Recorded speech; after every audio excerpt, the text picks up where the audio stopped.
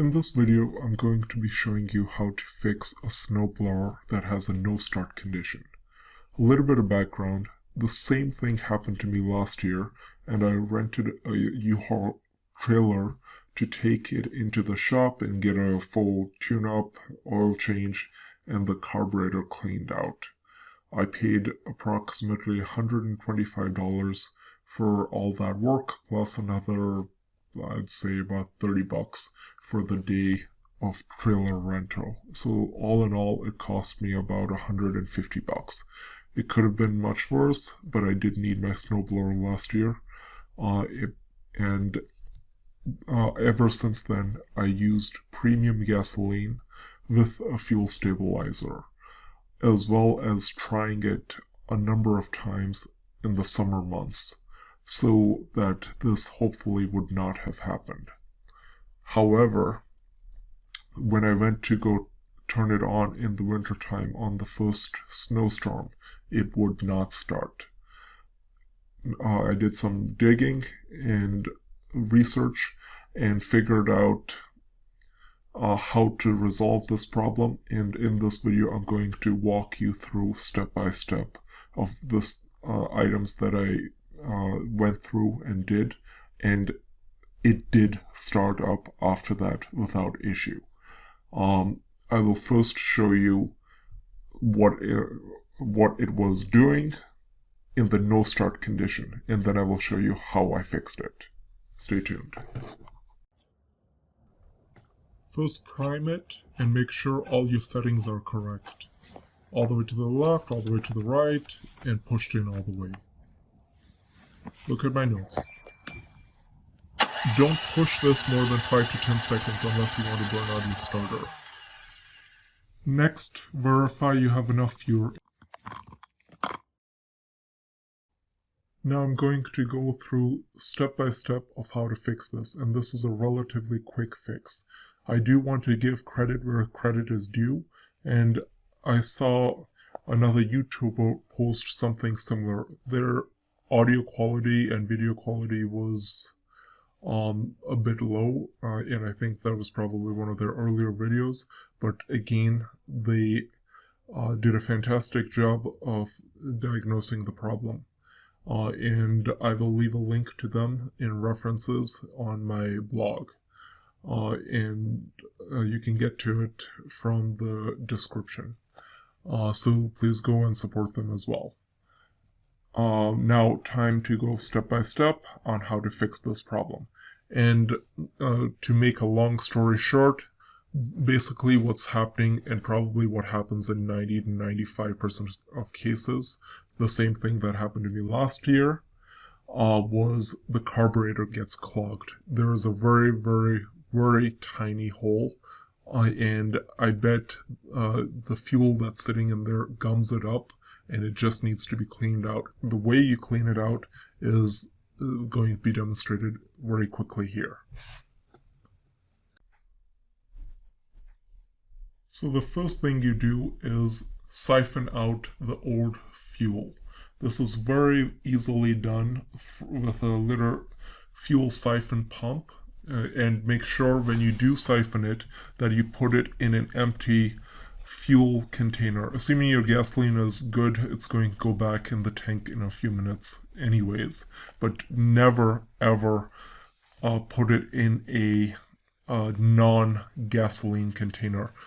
It is so easy for that stuff to light on fire, and that will be a disaster for you. I could not warn you more to not do that. Always use a gasoline container, no matter what. I did need to reiterate that a few times, just so that no one makes that mistake. I'll leave a link for all the items, plus a complete description step by step on my blog, as well as links for items in the description in terms of what you need to get this up and running.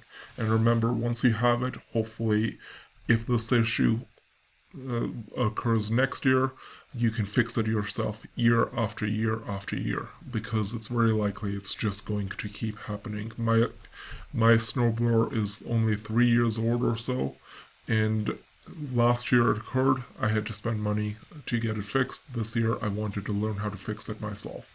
I'm assuming you're in the same boat. Or hopefully you learned from my mistake and didn't need to spend money in year 2 anyways. Alright, siphon out all that fuel and close the gas cap. So you will need a couple tools, the most important of which are a 13-in-1 welding tip cleaner. I will leave a link in description to all of these items in the description, and as well as a detailed description that's step by step on my blog with a lot more information and links.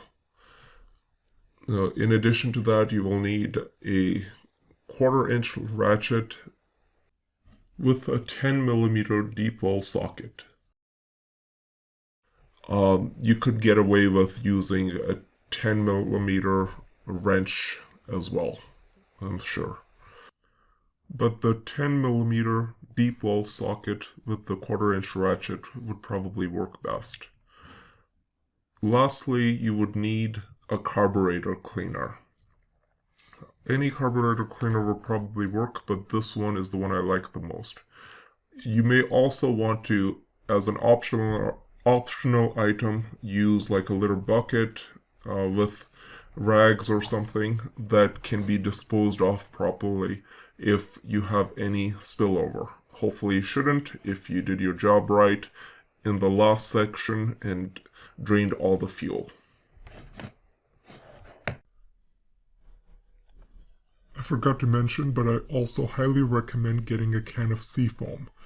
It's a fuel stabilizer that will go in your gasoline container. And I'll talk more about that later. But I love this stuff. I swear by this stuff.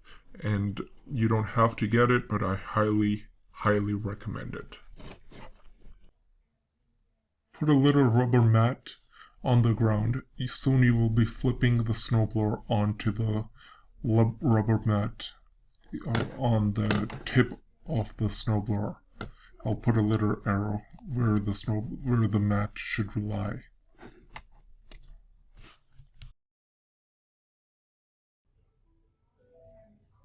Make sure the snowblower chute is all the way to the left or right prior to putting the snowblower on the ground in this position.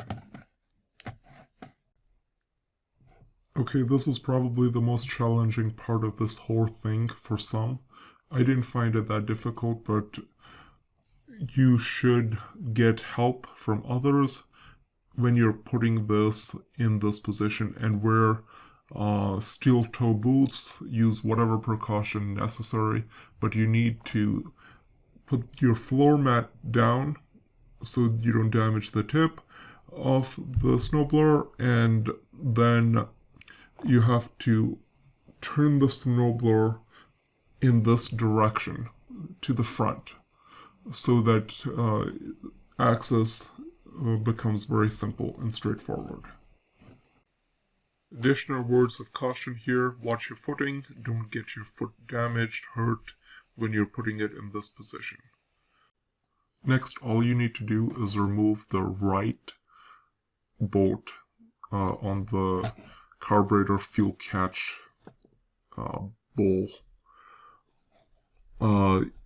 Only the right one, and it's a 10mm, so you can use your 10mm deep bowl socket with your 1/4-inch ratchet, as I had mentioned earlier.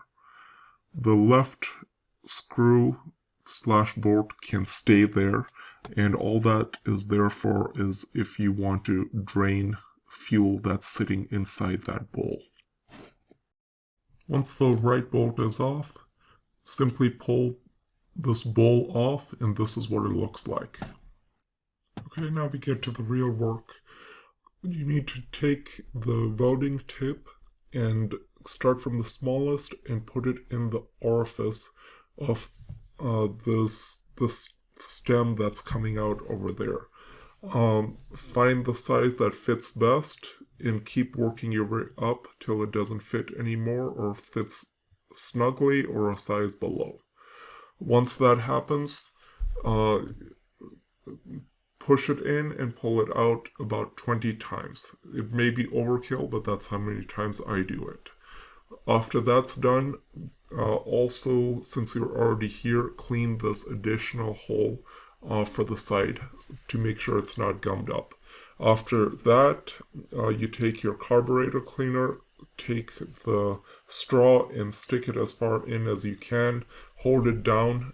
I think I held it for about 15 seconds or so till I saw some liquid coming out. That may be a little excessive. You may be able to do less, but you're spraying some carb cleaner in there. Then put your bowl back by putting the 10mm bolt back on the right side, and make sure it's secure. Don't over tighten, don't under tighten, just make sure it's the right amount. And get help and put your snowblower back in position, the right position, right way up, and then you're going to put your gasoline back in. At this point, I recommend, if your gasoline is suspect at all, and if you're in any doubt, then use fresh gasoline. I always use premium gasoline. I know ethanol free may be better, but it's a bit hard for me to get, and it's much more expensive. But I use premium gasoline, and the thing I highly recommend is using the proper quantity per gallon of Seafoam. So you go buy a can of Seafoam. I'll leave links on my blog for all the information where to buy it, and you put the right amount of ounces per the container of gasoline per gallon that you have, and mix that in with your new gasoline. Put your gasoline back, and at this point you're going to make sure it's positioned correctly. The knob is all the way to the left, the throttle is all the way to the right in the lowest position, and your key is pushed in all the way. A very important part is priming it, and I prime about 15 to 20 times. It's way excessive and way overkill, but that's what I do. So that's what I recommend. After that, put your plug back, put your starting plug back in, assuming yours has a starter with a plug. If not, you're going to have to pull on the cord. Don't overdo it. Do it only for 5 seconds. Give it a break. Do it again. You might have to do it 2 or 3 times, maybe 4 times, but it should start at this point.